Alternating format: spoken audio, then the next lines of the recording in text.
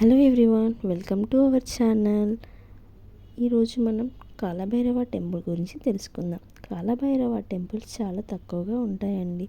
ఈరోజు మనం చూసేది హన్మకొండలోని కాలభైరవ టెంపుల్. ఈ కాలభైరవ టెంపుల్కి ఒక ప్రత్యేకత కూడా ఉంది. పూర్వకాలంలో ఈ గుట్టలో సిద్ధుడు నివసించేవారంట. వారి కోరిక మేరకు శివుడు సిద్ధ భైరవుడు కానీ ఇక్కడ వెలిశాడంట.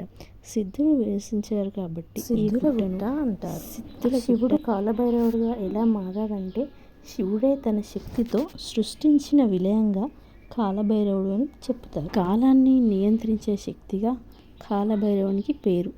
టైం బాగోలేనప్పుడు ఆ టైం అనుకూలంగా మార్చుకునేందుకు ఇప్పటికీ కాలభైరవుడిని ఆరాధిస్తూ ఉంటారు.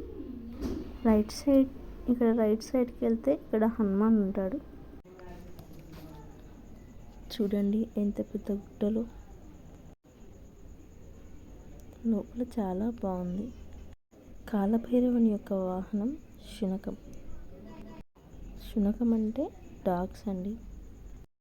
ఈ గుట్టపై చాలా డాగ్స్ ఉన్నాయండి.